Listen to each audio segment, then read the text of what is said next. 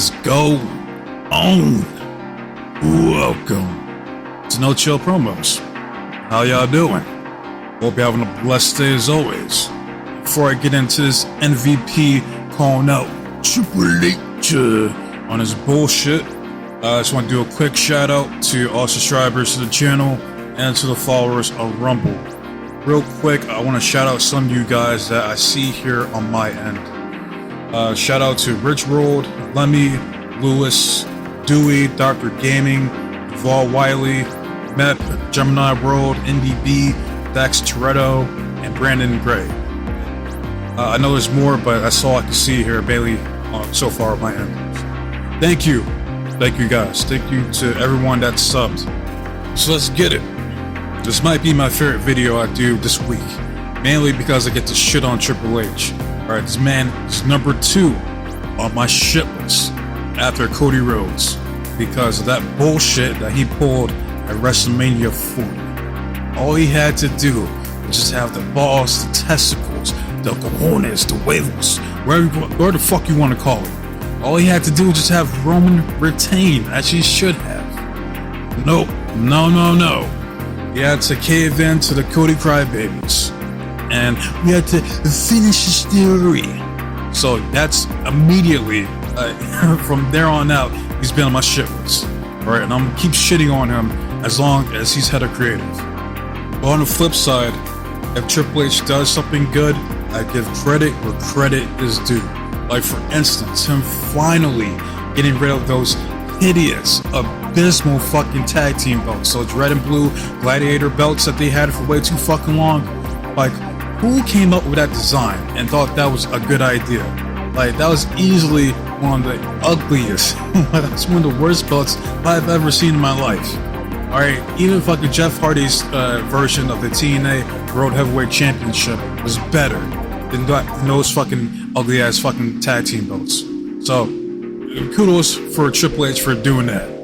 But let's move on to the topic at hand. And that's MVP standing on Hurt Business. Get it? A pun intended. Alright. But yeah, I guess on Instagram he had a post and basically he said that the Hurt Business could have been saved by Triple H. But Triple H declined to do so. And this should be a surprise to nobody. Alright, not a soul. Like, why the fuck would I expect Triple H to save the Hurt Business? For one, it wasn't even his idea. 2, he doesn't respect nor does he understand black culture. Alright, and there's been multiple instances of him displaying this type of behavior. For one, this man has literally done blackface when he was the leader of the Generation X, and this was back in like 98, 99, around that time frame. Alright, he was trying to be The Rock, aka The Croc, and then you had X-Pac, who was black as hell. like this man was blacker than the Midnight Train of Georgia. Alright, and he was pretending to be Mark Henry, and they try to play it off like, oh man, like come on man, like we're not racist, dude. Like, it's just this comedy, bro. Like, relax. And yeah, you got this motherfucker acting like a orangutan, a chimpanzee, when Mark Henry was making his entrance during like a random ass tag match. And you could go check out these clips for yourself if you don't believe me. I'm sure they're still on YouTube, if not Dailymotion or fucking some obscure website. This man Hunter to the Hearst of the Helmsley flat out buried Booker T. Alright, and I don't give a fuck what anybody says.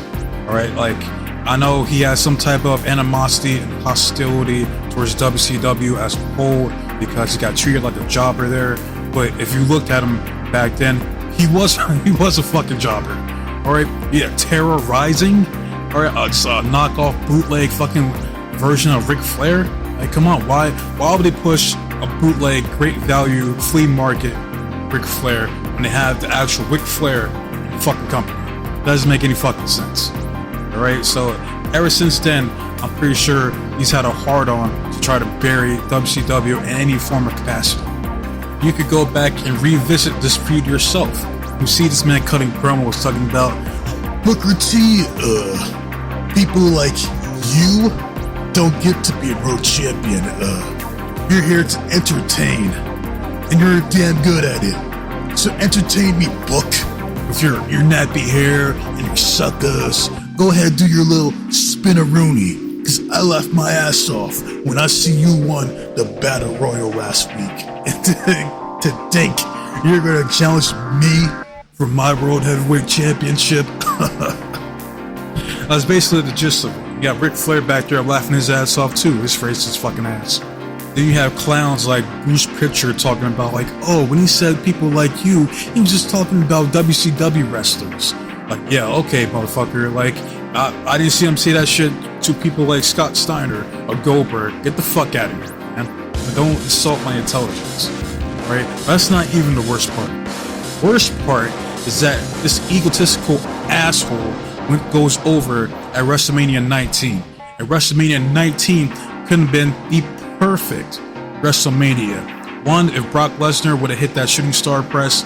Two, if Booker T would have went over and win the World Heavyweight Championship. He could have been the first one to overcome racism, not fucking Cody Cena, by cutting a biracial promo about his kid in front of a biracial man. Like the unmitigated goal of this narcissistic prick.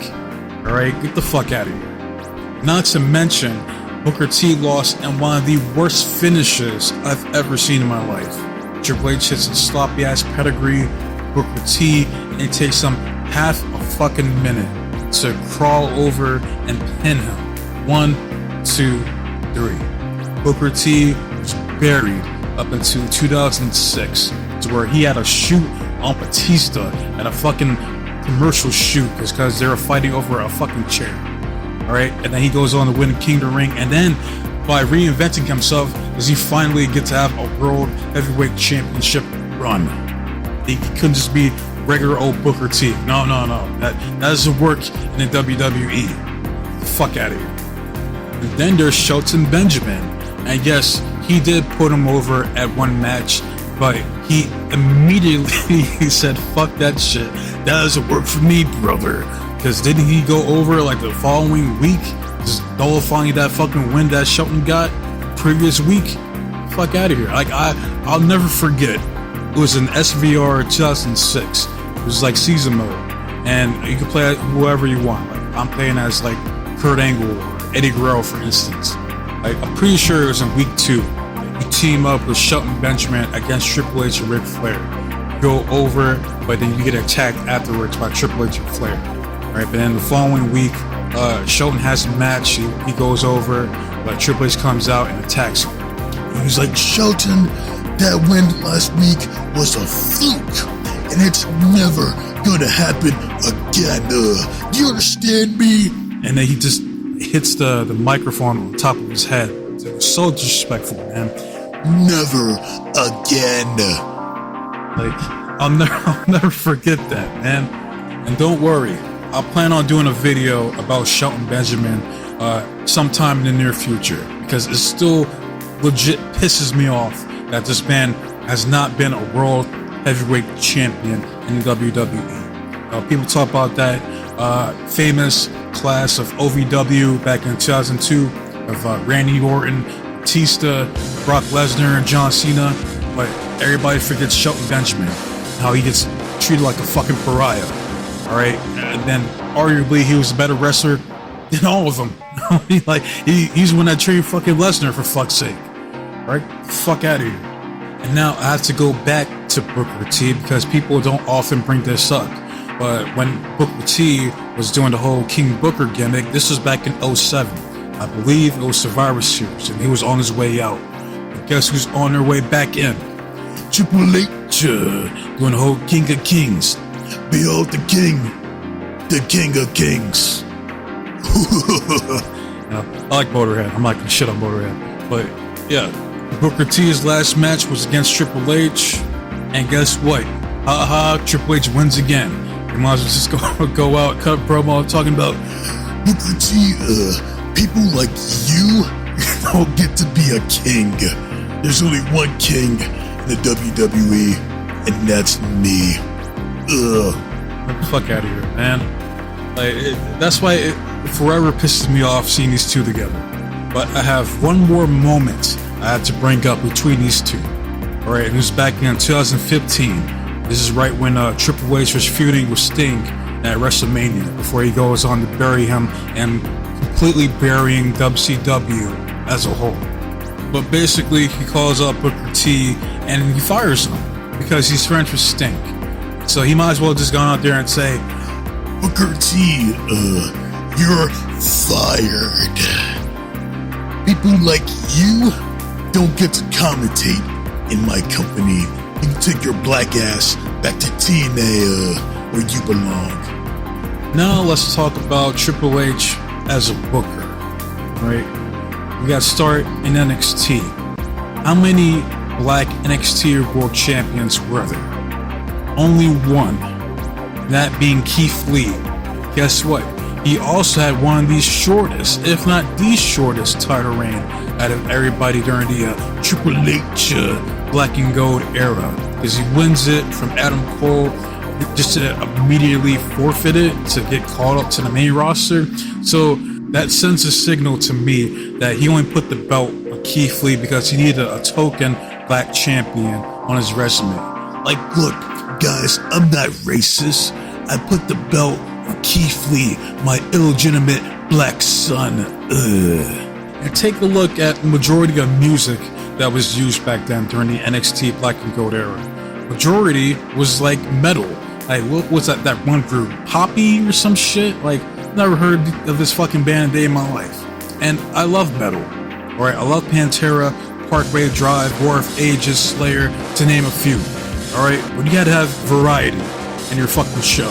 Alright, like you ask Triple H who his favorite rappers are, you'll probably say some shit like Eminem, Beastie Boys, Yellow Wolf, Machine Gun Kelly, Jack Harlow, Post Malone, Kid Rock, NF, and my personal favorite, Little Dicky. Like, that's some fucking bullshit he be on, man. Like, this man doesn't know shit about MF Doom, Cool G Rap, Wu-Tang Clan, Outkast, Mobb Deep, UGK, Big Crit, Nipsey Hussle, you name it. This man doesn't know shit about hip-hop, especially rappers nowadays. You think I'm gonna see someone like a Babytron come through? Fuck no. Like, you don't know shit about a Chief Keef, a Denzel Curry, G Herbo, a Polo G of the worlds, alright? Like, don't forget, like, not only this man try to sue the game because of, like, gimmick infringement. Like, this could be only one game in this world, and it's me. And last year's SummerSlam at Detroit, guess who they brought in to do a musical performance? Not a Big Sean, not a Royce 5'9", not a Payroll Giovanni, not a Peasy. They brought in Kid Rock, a legit fucking racist. Alright, this man has been outed for being a piece of shit that he is. So, hey, I guess racists look out for one another. You know? Go figure. But then people want to bring up Ricochet. Like, oh, Ricochet is one of Triple H's guys. I mean, he's black. Doesn't that count? And like, nigga, no. Like, no, it doesn't. This man Rico has had a better push as Prince Puma down in Lucha Underground than he ever has had in the WWE. Like, what, his only one like WWE title match was against Brock Lesnar, where his ass got Kofi Kingston? Like, Triple H doesn't give a fuck about Ricochet, so I don't blame him one bit for fucking leaving. Good for him. Now I move on to the Hurt Business, a group that was broken up way too soon, a group that never got to reach its full potential. And there's like an unspoken rule in wrestling: you can't have too many blacks on top. Alright, to this day, in my opinion, I've only seen two companies push their black wrestlers as legitimate top stars. First was Lashley and TNA. Like, TNA did more for Lashley than the WWE ever fucking did. Alright, they legit booked this man like a fucking beast that he is with the American Top Team. That run was fantastic. If you want to go check it out, I believe it was back in like 2011 or 2012, around that time frame, when he was the TNA World Heavyweight Champion. Second was Jay Lethal and ROH. All right, this man was like the ROH TV champion for like damn near like a year or some shit, and he felt like he was the 8th champion of the company. Because at that time, Jay Briscoe had won the belt back from like Adam Cole, if I'm not mistaken, and they finally have a match at a final battle, Battle of the Jays, and that's where Jay Lethal gets the job done and becomes the new ROH World Heavyweight Champion, while holding on to the ROH TV champion. So you got 2-belt Jay, who without a shadow of a doubt was the man in ROH back then. I know he went on to forfeit the TV title because he's like, I don't need this shit anymore, but we are the House of Truth. That fucking run was one of my favorite runs in wrestling, period. Like, I was legit a fan of ROH back then. You had Jay as the world champion, you had Truth Martini as a manager with his hooplas, and you had Donovan Dijak as like the muscle. But what about Moose? Like, nah, Moose ain't there yet. All right, like if he holds on to the title for the rest of the year, then maybe I could add him to that list. What about Swerve Strickland? like fuck no, man. A man that can't even get a celebration on the A show after he wins it, the fuck out of here. But I digress. I want to get back to the Hurt Business. What we should have saw is Bobby Lashley be the WWE champion for at least a year. It's like how do you not book a man like that in a similar fashion to Brock Lesnar? All right, he's one of the most legitimate athletes you ever fucking had. He's a former Army Ranger. He went to Bellator, got a bunch of wins. Like, this dude's fucking legit, and he looks like a fucking badass. He looks like he could tear apart 99% of the fucking roster. All right, but you're gonna treat this dude like a fucking jobber? You're gonna have him go out there, slap his fucking ass cheeks? Get the fuck out of here.